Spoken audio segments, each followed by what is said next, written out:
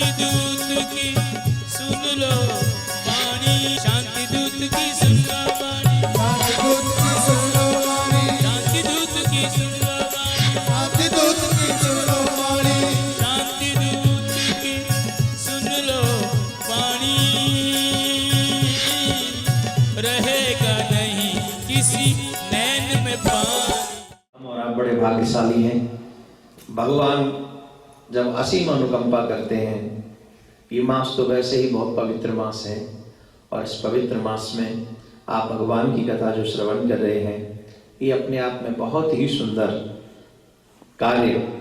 देखिए, भगवान की कथा श्रवण करना ये हर एक किसी की किस्मत में नहीं है, पर जिनको भी प्राप्त होता है वो बड़े खुश नसीब होते हैं।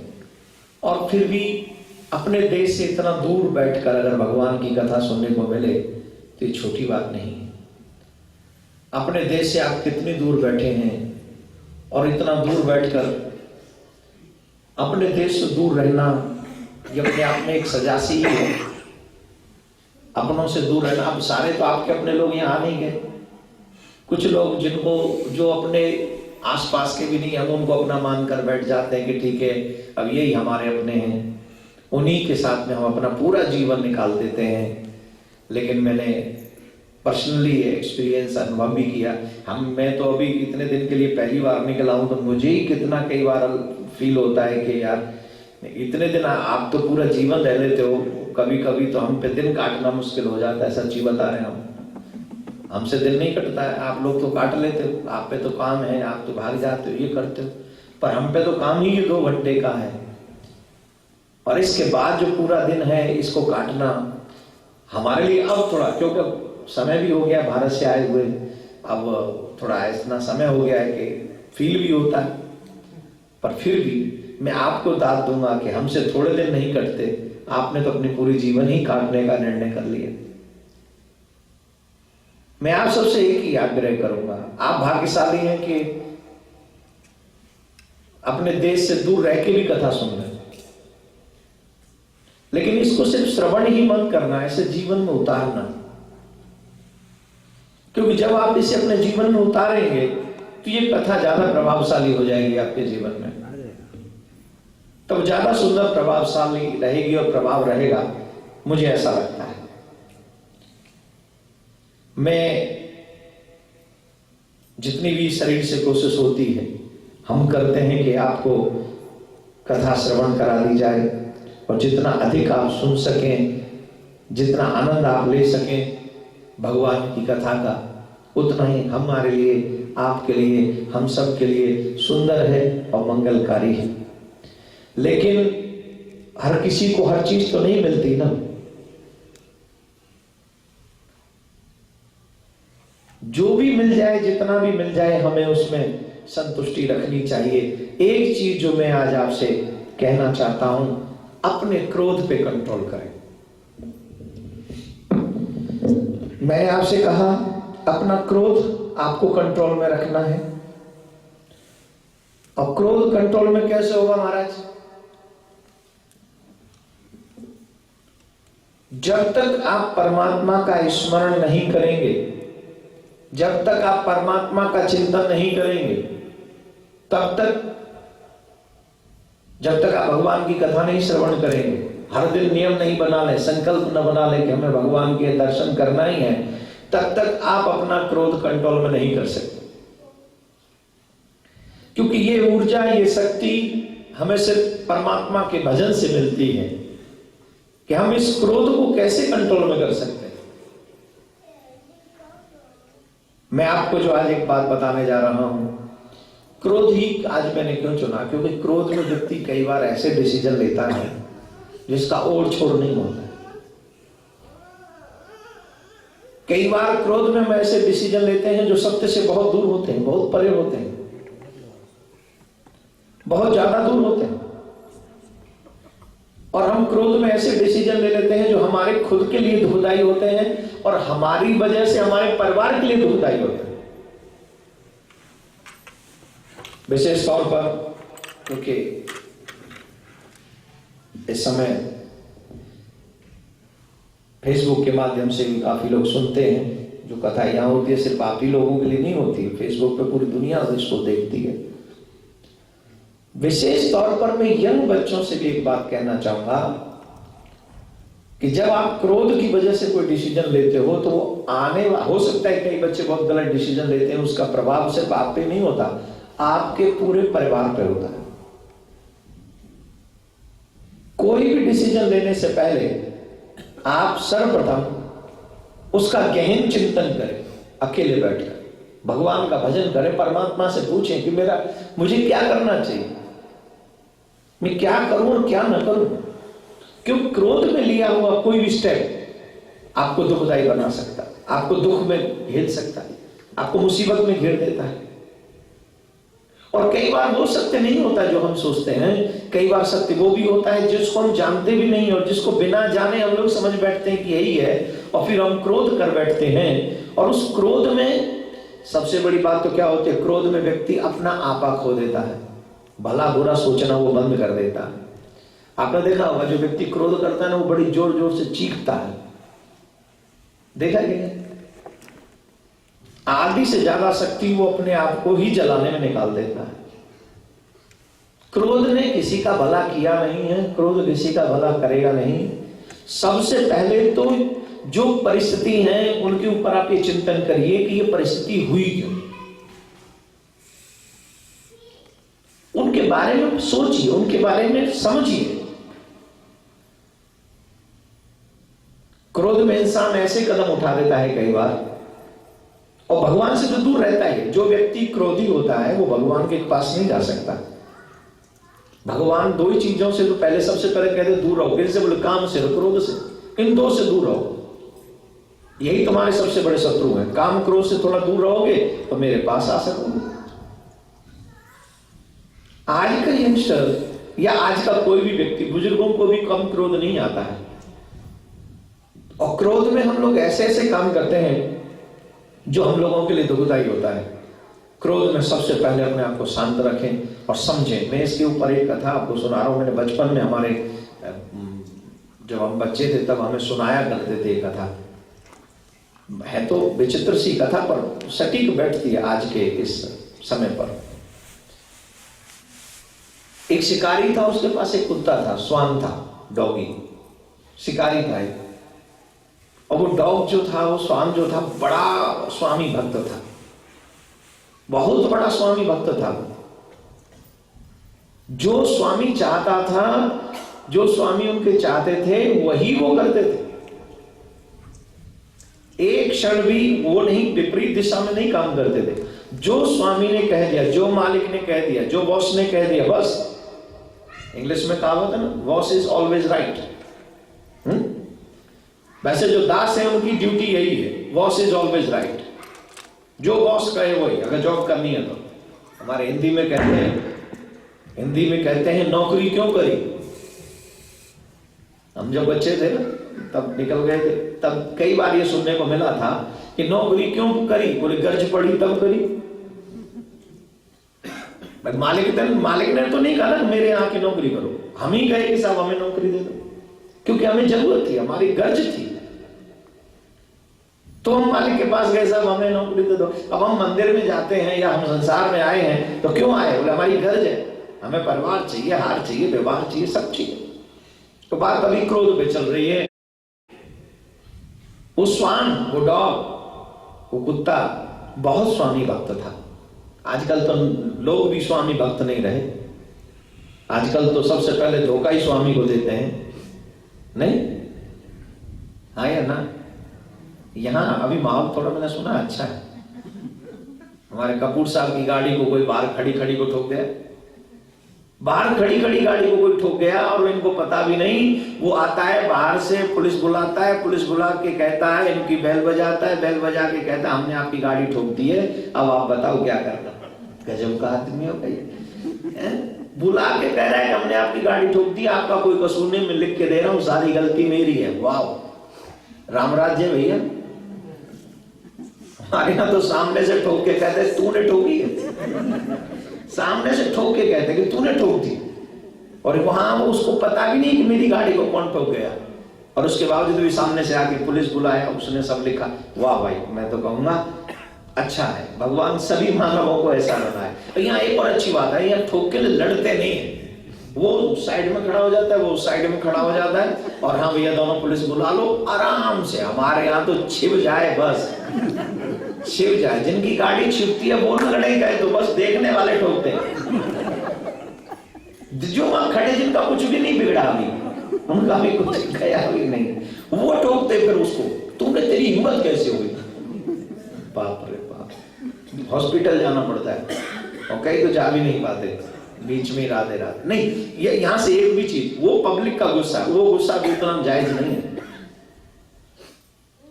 एकदम विनम्रता जीवन में लाना जरूरी है। हमारे गुस्से की वजह से सामने वाला कोई ट्रबल तो नहीं कर रहा, उसे प्रॉब्लम तो नहीं हो रही, इतना ध्यान रखना जरूरी है। अब उस मालिक, वो श्वान बड़ा मालिक का वफादार था, जो मालिक कहता वो करता। लेकिन बुरा वक्त सब पे आता है मेरे भाई बहन, जीवन में एक पल वो जरूर आता है, एक समय जब वो जरूर आता है जब आपके पास, आपको फील होता है कि आप बहुत अकेले हैं, आप बहुत, आपको लोगों की जरूरत है, पर वो लोग आपसे कह देते हैं I am sorry, I am not with you. तब आप अकेलापन फील करते हो। जब अकेलापन फील करते हो तब आपको पता लगता है कि आपका अपना कौन है, और उस अपनेपन में जिनको आप अपने साथ में खड़ा महसूस करते हो, तब आपको पता लगता है ये मेरा अपना है। बाकी का तो दुनिया आपके शौक मौज में, मस्ती में, हाल व्यवहार में, खान पान में, बड़ी व्यवस्था में, सब आपके साथ है। लेकिन जब आप मुश्किल में होते हैं, जब आप परिस्थितियों में होते हैं, तब आपके साथ कौन खड़ा है उसका पता चलता है। अब वो वक्त भी आया बेचारे उस शिकारी के पास में कि पूरा वक्त आ गया, अब इतनी कंडीशन भी नहीं कि खुद के खाने के लाले पड़ गए, तो वो श्वान को क्या खिलाए।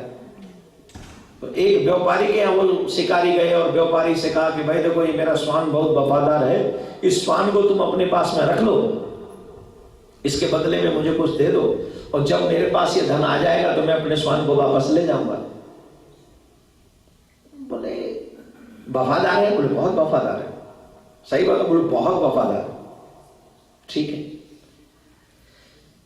हो गया, दे दिया उसको, कुछ जो रुपया देना था दे दिया। वो श्वान को सिखा के गया शिकारी, जो भी हो आज के बाद ये मैं तेरा मालिक नहीं, आज के बाद ये तेरा मालिक है, और जितनी वफादारी से तूने मेरे काम किया है वैसे ही वफादारी से तुझे इसका काम करना। बोले मंजूर।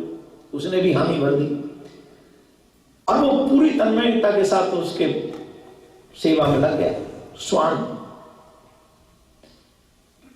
एक दिन रात्रि का समय था, और रात्रि का समय था, सब सो गए। व्यापारी जो सेठ जी थे वो भी सो गए। श्वान को तो सोना नहीं, रात्रि भर पहरा देना, तो वो पहरा दे बैठा हुआ था। रात्रि में चोर आए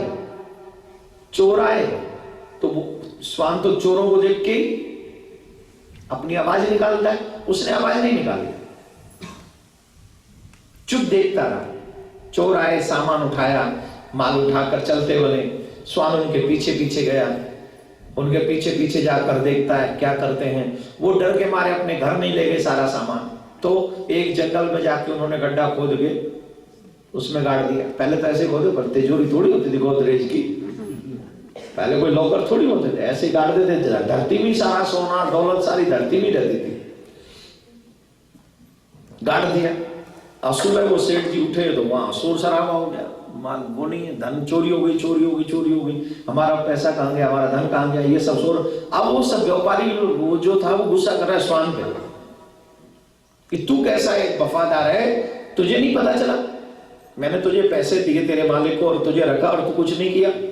तो उसने धोती पकड़ी सेठ की और कहा चल मेरे साथ। अब बोल तो सकता नहीं, तो धोती पकड़ के खींच रहा था, तो उन्होंने कहा कुछ कहना चाह रहा है, चलो इसके पीछे पीछे। वो पीछे पीछे गए तो उसने वो गड्ढा खोद दिया, निकाल ली। वो बहुत माल था, सोना चांदी पहले तो बहुत हुआ करता था ना, आजकल भी होता है, कल देखा मैंने। कल देखा। माताओं को बड़ा आनंद रहता है गहने, फिर गहने बने भी माताओं के लिए हैं, इनकी सुंदरता को बढ़ाने के लिए हैं, पहनने भी चाहिए, त्योहार वगैरह पे तो पहनने चाहिए। 24 घंटे लटका के मत डोला करो, फांसी का फंदा है। बारट वालों से कह रहा हूँ ज्यादा मत पहन के रखा करो, और रोड पे जाओ तो आर्टिफिशियल पहन के जाओ। रोड पे तो खींच ले जाते हैं, जान जोखिम में डालने की जरूरत क्या है? काम की बात करो। और श्वान ने वो इतना सारा सोना चांदी दिलवा दिया, उस मालिक को लगा भाई मैंने तो जितना इसके मालिक को दिया था उसका कई गुना तो इसने मेरा कर्ज उतार दिया। तो अब तो इसे ऋण मुक्त करना चाहिए, इसको इसके मालिक के पास भेजना चाहिए। तो उन्होंने गले में एक पट्टी बांधी, उस पट्टी में चिट्ठी रख दी, चिट्ठी में सारा विवरण लिख दिया कि ऐसे ऐसे हुआ, ये हुआ और मैं तुम उस कर्ज से मुक्त करता हूं। ऐसे करके उसने पट्टी बांध के उस श्वान से कहा, बेटा तू मुक्त हो गया, तू अपने मालिक के यहाँ जा सकता है, तूने अपने मालिक का पूरा ईमानदारी से काम किया। श्वान बड़ा खुश था। अपना अपना ही होता है, लेकिन मालिक को ड्यूटी दे जाए तो वो करनी पड़ती है। अपने मालिक के पास जाना तो एक अलग ही विषय है। जिसने गोद में खिलाया, बढ़ाया, पढ़ाया, बड़ा किया, ट्रेंड किया, पढ़ाया मीन्स कॉलेज नहीं भेजा, स्कूल नहीं भेजा, ट्रेंड उसी ने किया ना, तो उसको पढ़ाने कहेंगे। वो खुशी खुशी चला जा रहा था, सामने से शिकारी आ रहा था और सामने से देखा शिकारी ने, अरे राम राम राम, इसने तो मेरी बात को झूठा कर दिया, ये तो अपने मालिक को छोड़ के चला आया, मेरे वचन इसने झूठे कर दिए। उसके हाथ में गन थी, उसने गोली मार दी, उसने उस श्वान में गोली मार दी।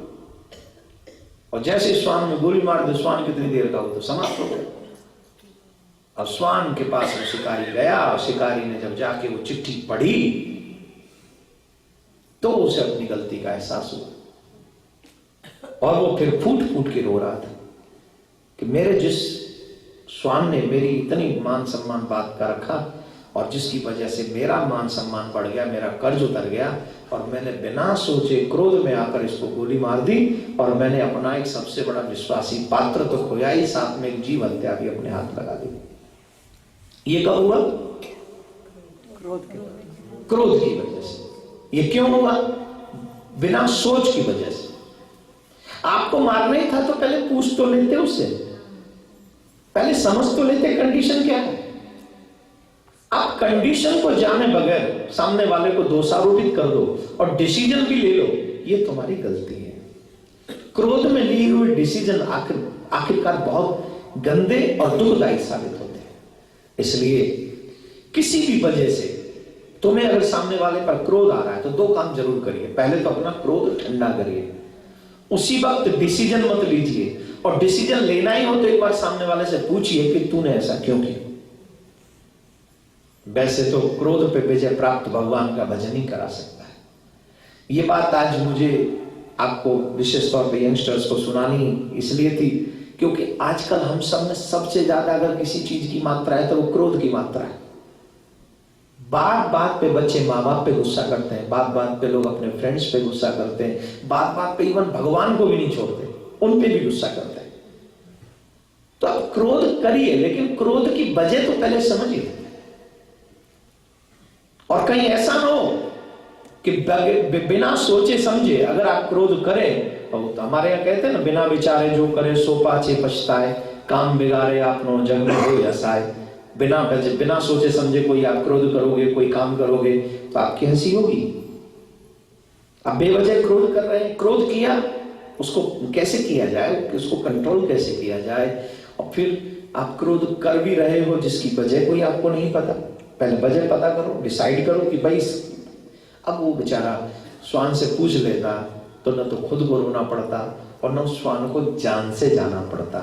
एक कहावत हो गई, ऐसा क्रोध कभी मत करो जिसकी वजह से जैसे श्वान को मारकर शिकारी पछताया था, वैसे हमें भी अपने किसी डिसीजन पर पछताना न पड़े। आप सबको बड़ी ईमानदारी और सभ्यता के साथ, बड़ी अच्छाई के साथ कोई भी डिसीजन अपनी लाइफ के लेने चाहिए। मैं आप सब नौजवानों से एक ही कहूंगा, आपके सामने पूरा जीवन पड़ा हुआ है। आप अपने जीवन की कोई भी निर्णय जल्दबाजी में मत लीजिए, आराम से भगवान के चरणों में विश्वास रखते हो, उनके चरणों में विश्वास रखो और क्रोध को विजय प्राप्त करके आप डिसीजन लीजिए, ऐसा मेरा मानना है। और सोचिए समझिए, कोई तो वजह होगी किसी भी वजह की। क्रोध अगर करना ही है तो जल पी लो, भजन कर लो, अपने आप क्रोध शांत हो जाएगा। राधे राधे। कल के कथा क्रम को आप सब याद करें। परम श्रद्धेय श्री सुखदेव जी महाराज गंगा के तट पर विराजमान राजा परीक्षित को कथा श्रवण करा रहे हैं। राजा भी बड़े मन क्रम वचन से भजन श्रवण कर रहे हैं, कथा श्रवण कर रहे हैं। राजा तन्मयता के साथ, क्योंकि नंद के आनंद भयो जय कन्हैया लाल की, लाला को जन्म भयो है, बाबा के घर में बधाई है रही है। तो बाबा के घर में आए वाले की भीड़ लगी पड़ी है महाराज, पूछो ही मत, तमाम भीड़ है वहां। वही समय जब कन्हैया छेदना के भये तो कंस की भेजी वही पूतना भगवान श्री कृष्ण को मारने के लिए पहुंचे। भगवान श्री कृष्ण वैसे ब्रजवासी कृष्ण को भगवान कम ही कहते हैं, पर कथाकार हैं इसलिए भगवान कहना पड़ेगा। इसलिए कहना पड़ेगा क्योंकि संपूर्ण भगवान अगर कोई है तो वो कृष्ण है, ये सच्चाई है। पूरा इतिहास उठाकर देखिए आप, भगवान श्री राम ने भी नहीं कहा कि मैं भगवान हूं, है वो भी भगवान, पर उन्होंने कभी नहीं कहा। राम जी 12 कलाओं में निपुण थे, श्री कृष्ण जी 16 कलाओं में निपुण थे, और 16 कलाओं में संपूर्ण श्री कृष्ण ने गीता में कहा कि मैं भगवान हूं, इसलिए उन्हें भगवान कहना पड़ना जरूरी है। अब हम यहां से पहले एक जगह कथा कर रहे थे, वहां कुछ लोगों ने डिसीजन ले लिया कि भाई हमने ऐसा कहा कि द्वारकाधीश तो जब छवि आती है तो वो बड़े बड़े महाराज नजर आते हैं, और जब कृष्ण की बात आती है तो बाल गोपाल, उसे भगवान नहीं कहा जा सकता। तो किसी ने कहा कि आपने द्वारकाधीश को छोटा कर दिया, कृष्ण को बड़ा कर दिया। अरे भाई, कृष्ण और द्वारकाधीश दो थोड़ी, अगर कहीं कंपैरिजन करना होगा तो दो के बीच में करना पड़ेगा, एक के बीच में आप कैसे कर। वो उनके रूप की बात है कि कृष्ण को जब आप बाल रूप में बसते हो तो वो एक अपनापन है उनमें। कृष्ण द्वारकाधीश में अपनापन नहीं है, उसमें राजापन है, उसमें भगवत्ता का दर्शन होता है। लेकिन जब लड्डू गोपाल की आप पूजा करते हो तो उसमें आपको अपनापन फील होता ही होता है। जब माताएं बहन लड्डू गोपाल की पूजा करती है ना तो बात्सल्य उत्पन्न हो जाता है। द्वारकाधीश की पूजा कर लो, कभी बात्सल्य आ जाए, गारंटी है, आ ही नहीं सकता, क्योंकि वो रूप ही अलग है, भावना की तो बात है।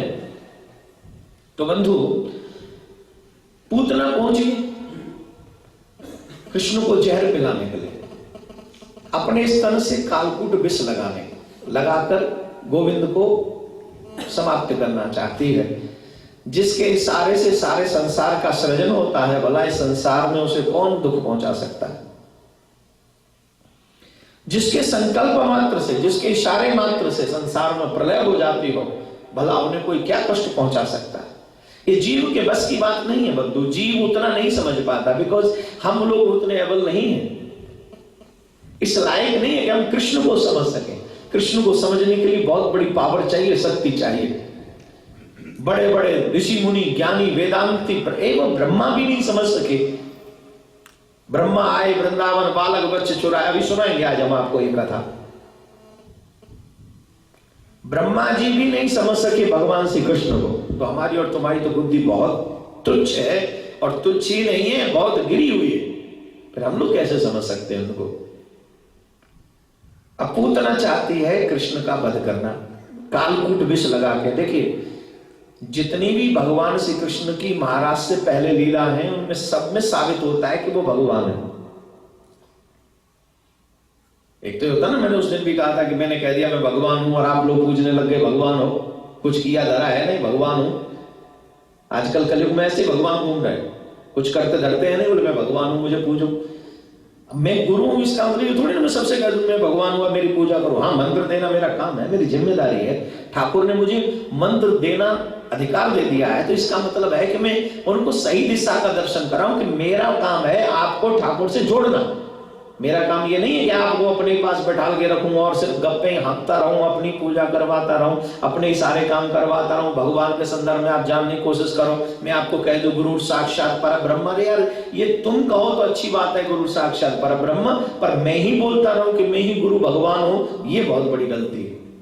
गुरु वही है जो तुम्हें भगवान की तरफ लेकर जाए, और हमारे सदगुरुदेव भगवान ने हमको यही सिखाया है। मानव जीवन का उद्देश्य युगल चरणों की उपासना ही है। राधा कृष्ण के श्री चरणों की उपासना करो, एक जो भी मानव प्राणी के लिए उन्होंने कहा है कि सबका कल्याण होगा, क्योंकि सर्वशक्तिमान परमात्मा परमेश्वर सर्वेश्वर श्री कृष्ण है, और अकेले कृष्ण की पूजा नहीं, शक्ति के साथ। शक्ति कौन है? और राधा जी के विषय में समझाएंगे कि नहीं? राम जी 12 कलाओं में निपुण, कृष्ण जी कितनी कलाओं में? 16 कलाओं में निपुण। 16 का डबल करो, राधा जी कितनी कलाओं में निपुण है मालूम है? कितनी? 16 का डबल करो, 32। और 32 का डबल करो 64 कलाओं में प्रवीण सर्वेश्वरी श्री राधा। ये कन्हैया तो आगे पीछे बिना झांक दिखा बिना है, शायद बगल में। पूज्य महाराज श्री का स्वप्न विश्व में शांति और घर घर में भगवान के नाम का वास, इस संकल्प को एक महाअभियान बनाने का बीड़ा उठाया है श्रद्धेय शांति दूत श्री देवकी नंदन ठाकुर जी ने। भौतिकता के दौर में भटक रही युवा पीढ़ी को भी अपने महाअभियान से जोड़कर उनको भी भगवत भक्ति के रस से सराबोर करने का दृढ़ निश्चय किया है महाराज श्री ने। साथ ही विश्व शांति सेवा चैरिटेबल ट्रस्ट महाराज श्री की अध्यक्षता में अंतर्राष्ट्रीय स्तर पर भगवत भक्ति के प्रचार के साथ मानवता की सेवा के लिए भी प्रतिबद्ध है। जरूरतमंदों की सहायता और विषम परिस्थिति में महाराज श्री ने सदैव सबके लिए अपना हाथ बढ़ाया है। आप भी श्रद्धेय शांति दूत श्री देवकी नंदन ठाकुर जी के महाअभियान में अपना पुनीत सहयोग प्रदान कर सकते हैं। फाउंडर मेंबर 5,51,000 रुपए, समिति मेंबर 2,51,000 रुपए, कार्यकारिणी मेंबर 1,21,000 रुपए, सहकार्यकारिणी मेंबर 51,000 रुपए, आजीवन सदस्य 1,100 रुपए। आप अपना सहयोग विश्व शांति सेवा चैरिटेबल ट्रस्ट के भारतीय स्टेट बैंक मथुरा शाखा के खाता संख्या 3088094445 में जमा करा सकते हैं। मासिक पत्रिका शांति संदेश एवं महाराज श्री द्वारा गाए हुए सुंदर सुंदर भजनों की सीडी व श्रीमद् भागवत कथा एवं श्री राम कथा के डीवीडी सेट प्राप्त करने के लिए संपर्क करें। ज्योति music company, Shanti Seva Dham, Jhatikara, Vrindavan road, Vrindavan, Mathura, Uttar Pradesh. Phone number 0735111221, 0735111331। Delhi कार्यालय C5/90, first floor, sector 6, Rohini, New Delhi 110085। Phone number 01147564008। Mobile 9212210143। Website www.vssct.com, www.shantisevadham.in। Email info@vssct.com। Twitter DN/Thakur/G। Facebook Devki Nandan Thakur ji VSSCT।